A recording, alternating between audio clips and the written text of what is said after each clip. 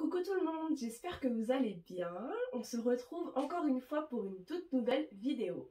Aujourd'hui, je voudrais vous parler d'un sujet un petit peu délicat que rencontrent malheureusement beaucoup de couples, c'est l'infidélité. Donc du coup, voilà, si vous avez cliqué sur la vidéo, c'est peut-être que vous avez déjà été exposé d'une manière ou d'une autre à ce genre de difficultés dans votre couple et peut-être que vous avez été vous-même trompeur, j'ai envie de dire. Peut-être que vous avez trompé votre partenaire et vous souhaitez peut-être arranger les choses. Donc voilà, dans tous les cas, lorsque l'infidélité s'installe dans un couple, ça apporte des conséquences plus ou moins graves et notamment ça peut provoquer une baisse au niveau de la confiance envers la personne qui a trompé. Ça peut créer aussi une baisse de confiance en soi, surtout, dans la plupart des cas. Et chez la personne qui a été trompée, un comportement paranoïaque. Donc on est de plus en plus méfiant et on va se mettre à fliquer tous les allées et venues de notre partenaire. Donc la confiance a totalement disparu. Et justement, ce partenaire qui a lui trompé, il va déjà se sentir coupable, normalement.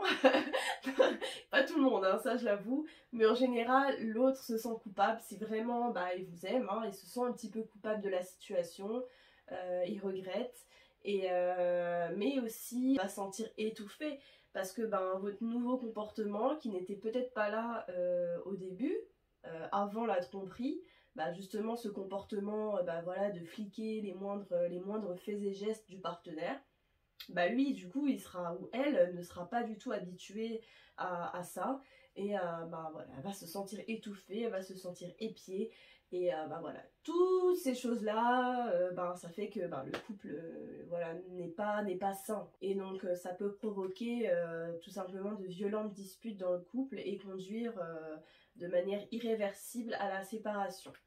Donc voilà pourquoi j'ai fait cette vidéo, parce que malgré tout ça, il y a un certain nombre de couples qui souhaiteraient, malgré la tromperie, essayer de recoller un petit peu les morceaux qui ont été brisés.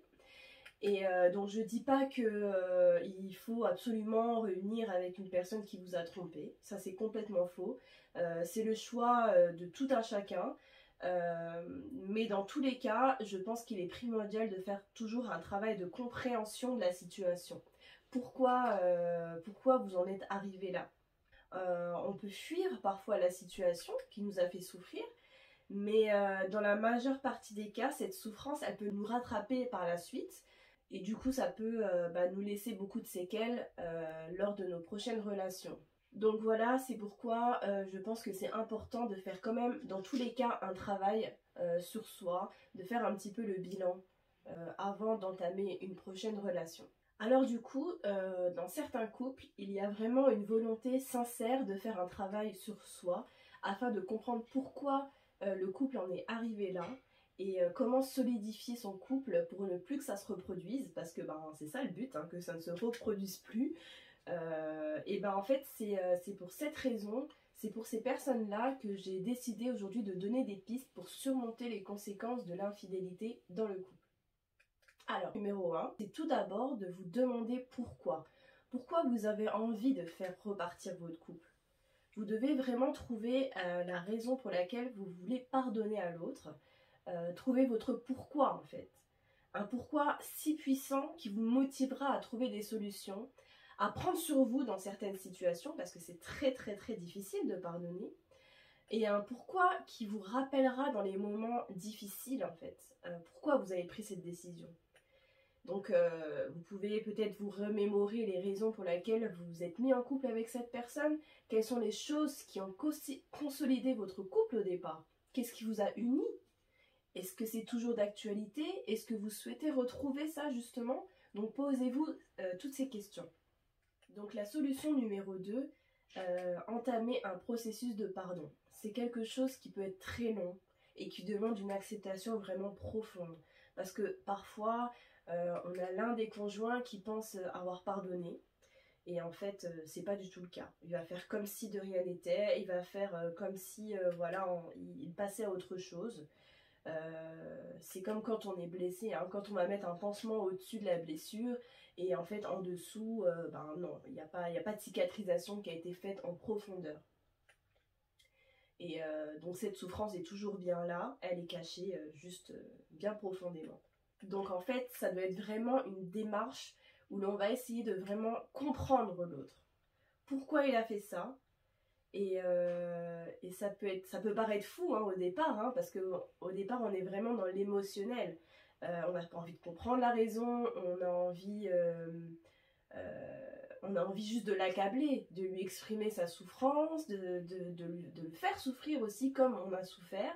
Et c'est complètement compréhensible, hein. On est tous des êtres humains, on a besoin de temps pour avaler la pilule. Et c'est pour ça que j'insiste sur le fait qu'il faut à tout prix prendre son temps et agir étape par étape, ça c'est primordial. Alors la solution numéro 3, c'est reséduisez-vous. Réapprenez à vous séduire, retrouvez une dynamique de couple, n'ayez pas peur de jouer tous les deux. C'est un petit peu bateau hein, de dire ça, mais il faut remettre un petit peu de sauce piquante là, de harissa, je ne sais pas quoi, dans votre couple. Il faut vraiment reprendre des initiatives, faire des nouvelles choses, rencontrer des nouvelles personnes aussi, hein. C'est important de se construire aussi un cercle, ça peut être pas mal aussi. Et surprenez votre partenaire, essayez d'être un peu plus spontané, d'être un peu plus léger. Voilà, faut pas avoir peur du ridicule, hein. Au pire ça vous fera rire tous les deux. Et quoi de mieux que de rire pour retrouver la complicité dans un couple, il n'y a rien de mieux. Voilà, essayez de retrouver cette fougue du début de la relation et petit à petit retomber amoureux. Donc la solution numéro 4, prenez du temps à deux. Donc, ayez des moments de qualité, des moments romantiques. Si par exemple vous avez des enfants et que vous pouvez les faire garder par exemple voilà, chez vos parents, ben voilà, essayez de profiter d'un bon moment ensemble, partez en week-end, en vacances, ou même prenez juste une petite soirée en amoureux, mais obligez-vous à vous accorder des rendez-vous très régulièrement pour pas tomber dans la routine en fait. Est-ce que vous connaissez la technique 2-2-2? En fait, c'est une théorie qui a été inventée par un internaute américain. Cet américain soutenait avoir la solution pour faire durer son couple. Pour lui, il faut se fixer une sortie en tête-à-tête toutes les 2 semaines, se prévoir un week-end tous les 2 mois et partir en vacances au minimum 1 semaine tous les 2 ans. Donc voilà, apparemment c'est la formule magique pour faire durer son couple, vous pouvez essayer. Voilà, j'espère avoir apporté des pistes à certaines personnes qui se retrouvent dans cette situation et qui sont décidées à relancer leur couple malgré tout.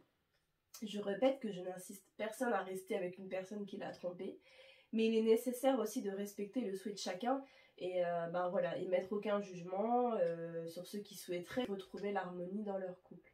Donc voilà, dites-moi vos avis dans les commentaires et me partagez aussi vos expériences, ça m'intéresse.